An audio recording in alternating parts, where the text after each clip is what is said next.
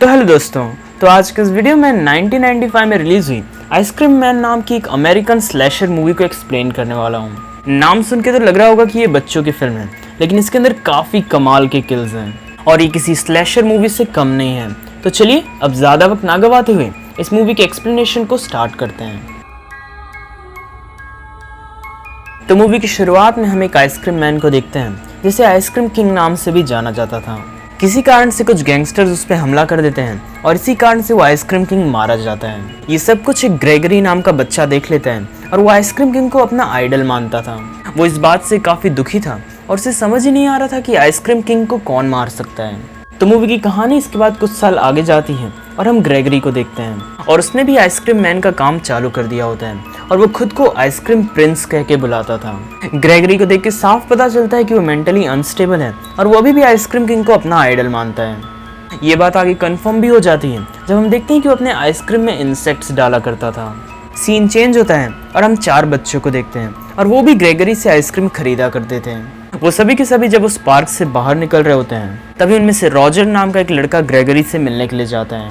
इसके बाद हमें रात का सीन दिखाया जाता है और हम देखते हैं कि ग्रेगरी अपने घर वापस आ गया होता है। उसके घर वापस आते ही कुत्ता उस पर भूखने लगता है और ये देख के ग्रेगरी को काफ़ी गुस्सा आता है और वो उसे वहीं पे मार डालता है। और ये डॉग और किसी का नहीं बल्कि नर्स वॉर्टन का था। वॉर्टन ग्रेगरी की लैंडलॉर्ड भी थी।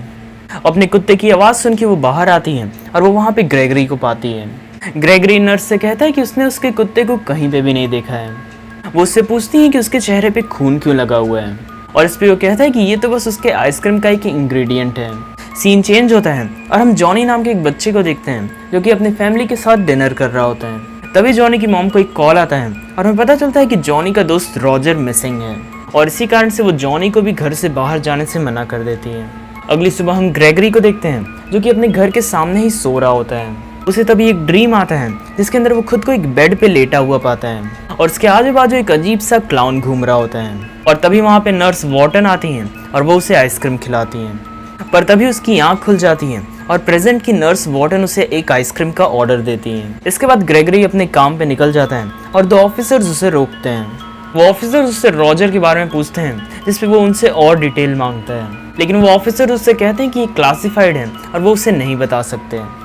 It's classified, ice cream man. It's classified. जाने से पहले वो ऑफिसर्स ग्रेगरी को आइसक्रीम का ऑर्डर देते हैं और जब ग्रेगरी आइसक्रीम बनाने के लिए जाता है तब हम देखते हैं कि वो अपने इंग्रेडिएंट्स में क्या क्या यूज करता है। वहाँ पे ढेर सारा ब्लड होता है जिसपे कई सारे चूहे भी होते हैं। ग्रेगरी एक आई बॉल लेता है और उसे उन ऑफिसर्स के आइसक्रीम में मिक्स कर देता है। उस ऑफिसर को ग्रेगरी की आइसक्रीम काफ़ी पसंद आती है और वो उससे पूछता है कि आखिर इसके अंदर उसने डाला क्या है और तब आइसक्रीम मैन ये जवाब देता है, It's classified, officer.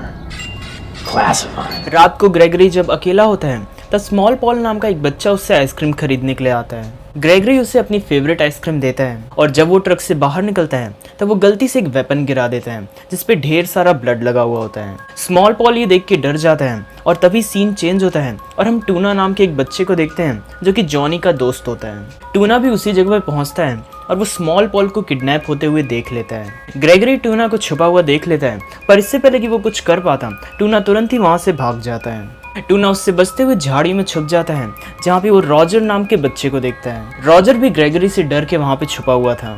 टूना किसी तरह अपने घर पहुँचता है लेकिन ग्रेगरी ने उसके घर का भी पता लगा लिया होता है। अगले दिन टूना अपनी मॉम के साथ शॉपिंग के लिए जाता है लेकिन ग्रेगरी भी उसका पीछा करते हुए वहाँ पे पहुँच चुका होता है। वो किसी तरह ग्रेगरी से बचता है और स्टोर के ऑफिस में जाके छुप जाता है और तभी उसकी मॉम भी उसके पास पहुँच जाती है। यहाँ पे ट्यूना अपनी मॉम को ग्रेगरी के बारे में सब कुछ बता देता है। सीन चेंज होता है और हमें ग्रेगरी का घर दिखाया जाता है। वो अपने सनफ्लावर्स के साथ खेल रहा होता है लेकिन तभी वहाँ पे ढेर सारे ऑफिसर्स आ जाते हैं। उन ऑफिसर्स के पास सर्च वारंट होता है और इसलिए वो ग्रेगरी के पूरे शॉप की तलाशी लेते हैं। वो सभी ग्रेगरी के पूरे शॉप को डिस्ट्रॉय कर देते हैं लेकिन उन्हें वहाँ पे कुछ भी नहीं मिलता है। ग्रेगरी ने स्मॉल पॉल को ऑफिसर्स के आने से पहले ही छुपा दिया होता है और जब वो सब के सब चले जाते हैं तब वो उसे बाहर निकालता है। बाहर निकालने के बाद वो उसे फ्री की आइसक्रीम देता है जिससे पता चलता है कि वो उसे नुकसान नहीं पहुंचाना चाहता है। सीन चेंज होता है और हम जॉनी और उसके दोस्तों को देखते हैं। वो सभी के सभी प्लान करते हैं कि वो आइसक्रीम मैन पे नजर रखेंगे। रात को वो ग्रेगरी का पीछा करते हैं और वो उसे ग्रेवयार्ड में जाते हुए देखते हैं। ग्रेगरी आइसक्रीम किंग को आइडलाइज करता था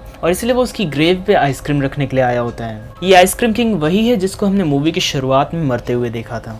जॉनी की दोस्त हैदर ग्रेगरी के आइसक्रीम ट्रक के अंदर जाती है और वो वहाँ पे हर जगह की पिक्चर्स क्लिक कर लेती है। पूरे ट्रक में ढेर सारा ब्लड फैला हुआ होता है और उन्हें वहाँ पे स्मॉल पॉल के ग्लासेस भी मिलते हैं। अगली सुबह हैदर उन सभी फोटोज को डेवलप कराने के लिए एक शॉप पे छोड़ देती है। सीन चेंज होता है और हम ग्रेगरी को देखते हैं जो कि ट्यूना के डैड पे नजर रख रहा होता है। ट्यूना के डैड का नाम मार्टिन होता है और वो यहाँ पे किसी दूसरी औरत के साथ चीट कर रहा होता है।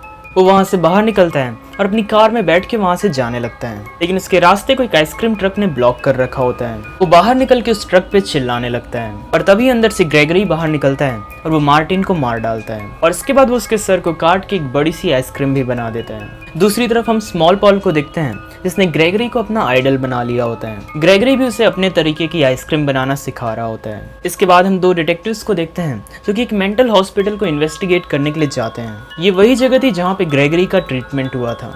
इस जगह के सारे डॉक्टर्स काफी अजीब बिहेव कर रहे होते हैं और साथ ही साथ सभी पेशेंट्स इधर उधर घूम रहे होते हैं। वो दोनों किसी तरह वहां से बाहर निकलते हैं और अपनी कार की मदद से एस्केप करते हैं। जॉनी और उसके दोस्त रात को साइकिल पे घूम रहे होते हैं, लेकिन तभी वहां पे ग्रेगरी आ जाता है। वो उनका पीछा करने लगता है और ट्यूना को पकड़ लेता है। पकड़ने के बाद वो उसे एक फ्रीजर में बंद कर देता है। जॉनी अपने भाई से हेल्प मांगने के लिए जाता है और वो सभी डिसाइड करते हैं कि वो किसी भी तरह ट्यूना को बचाएंगे। वो सभी ड्राइव करते हुए ग्रेगरी के शॉप तक पहुंचते हैं। मीनवाइल हमें अंदर का सीन दिखाया जाता है जहाँ पे ग्रेगरी स्मॉल पॉल को आइसक्रीम किंग के बारे में कुछ सिखा रहा होता है, पर जैसे उसे बाहर से कुछ आवाज आती है वो तुरंत ही स्मॉल पॉल को छुपा देता है। ग्रेगरी एक फोटो फ्रेम के पीछे छुपा होता है और जैसे ही ट्यूना का भाई अंदर आता है वो उसे मार डालता है। इसके बाद ग्रेगरी ट्यूना के भाई का ड्रेस पहन के बाहर आता है और बाकी लोगों पे हमला कर देता है। जॉनी और हैदर किसी तरह उस कार से बाहर निकलते हैं और ग्रेगरी अपने हाथ में 2 कटा हुआ सर लेके उनका पीछा करता है। ये सर उन्हीं 2 पुलिस ऑफिसर्स के थे जो कि ग्रेगरी का पीछा कर रहे थे। इन सब के बीच नर्स वॉर्टन बाहर आती हैं और वो ग्रेगरी से पूछती है कि ये सारी आवाजें कहाँ से आ रही हैं। इस पे वो कहता है कि वो बच्चों के साथ हाइड एंड सीक खेल रहा है। जॉनी और हैदर जब नर्स वॉर्टन से हेल्प मांगने के लिए जाते हैं तब उन्हें लगता है कि ये भी हाइड एंड सीक का हिस्सा है और वो उन्हें तुरंत ही घर के अंदर छुपा लेती हैं। दूसरी तरफ हम ट्यूना को देखते हैं जिसने किसी तरह खुद को फ्री कर लिया होता है, पर इससे पहले कि वो उस ट्रक से बाहर निकल पाता ग्रेगरी वहां पे आ जाता है। वो उसे वापस अंदर खींच के ले जाता है, लेकिन तभी वहां पे डिटेक्टिव्स आ जाते हैं जो कि उसे रोकने की कोशिश करते हैं, लेकिन वो दोनों भी कुछ भी नहीं कर पाते हैं और ग्रेगरी उन्हें भी मार के बेहोश कर देता है। आगे हम नर्स वॉर्टन को देखते हैं जो कि उन दोनों बच्चों को ग्रेगरी को दे देती हैं क्योंकि उन्हें ये लग रहा था कि ये सब कुछ हाइड एंड सीक का हिस्सा है और वो चाहती थी कि ग्रेगरी इस गेम को जीत जाए।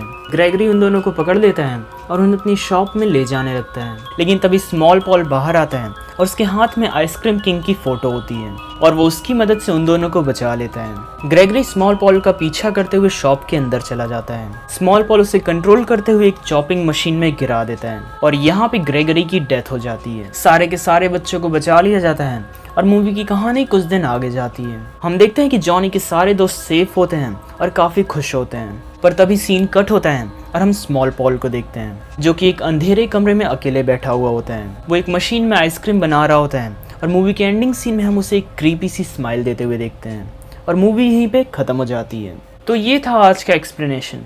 उम्मीद करता हूँ कि आपको ये वीडियो पसंद आया होगा। ऐसे ही एक्सप्लेनेशंस के लिए चैनल को सब्सक्राइब कर लें और अगर वीडियो पसंद आया हो तो इसे लाइक करें। तो फिर चले मैं आपसे मिलूंगा अगले वीडियो में, तब तक के लिए गुड बाय।